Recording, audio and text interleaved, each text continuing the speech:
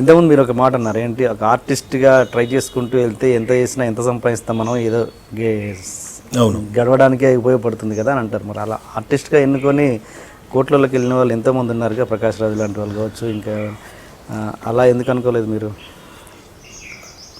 అదేనండి, నేను acting start చేసినప్పుడేమో ఇక్కడ ఇండస్ట్రీ లేదు, చెన్నైలో ఉంది. నేను స్టడీస్ కంటిన్యూ చేస్తూ నేను పిహెచ్డీ చేసి లెక్చరర్గా వర్క్ చేస్తున్నప్పుడు ఇది దీన్ని దిగ్గజ. ఎప్పుడైతే ఇది సాటిస్ఫాక్షన్ ఇవ్వడం మొదలుపెట్టిందో, ఒక స్టడీస్ కానీ ఒక పిహెచ్డీ డిగ్రీ కానీ ఇటువైపు కొంచెం తగ్గిపోయింది. అంటే రెండింటిని బ్యాలెన్స్ చేయలేకపోయాను నేను.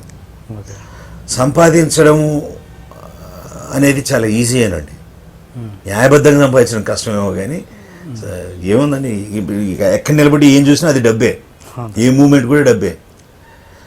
సో మనం ఎలా తీసుకోగలము మన పార్ట్ అన్నది మన మెయిన్ ఇంపార్టెంట్ ఆస్పెక్ట్. సో ఒక సాటిస్ఫాక్షన్ కోసం ఎంత సంపాదిస్తే మనం సాటిస్ఫై అవ్వాలి అనే దగ్గర కూడా ప్రాబ్లం వస్తుంది. అంటే ఇవి ఎలా ఉంటాయంటే ఎదుటోళ్ళ పాయింట్ ఆఫ్ వ్యూలో చేతగాక సంపాదించడం, చేతగాక మాట్లాడడం అవుతుంది. కొంతమంది దృష్టిలో ఏంటంటే డబ్బు సంపాదించడమే ఒక మెయిన్ ఆస్పెక్ట్ లాగా ఉంటుంది. నేను 1,00,000 రూపాయలు 1 కోటి రూపాయలు సంపాదిస్తే మీరు 3 కోట్లు సంపాదిస్తారు. ఎవరితో ఎవరిని పోలిస్తే ఎవరి డబ్బులకి ఎక్కడ సాటిస్ఫాక్షన్ వస్తుందో తెలీదు.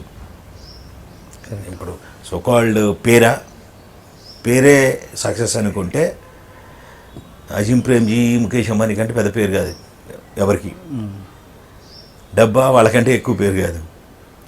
అలా చూసుకుంటే ఎక్కడ సాటిస్ఫాక్షన్ అంటే నేను అనలైజ్ చేసుకుంటే ఇలా తృప్తి పడుతున్నానేమో అని ఒకసారి డౌట్ వస్తుంటుంది.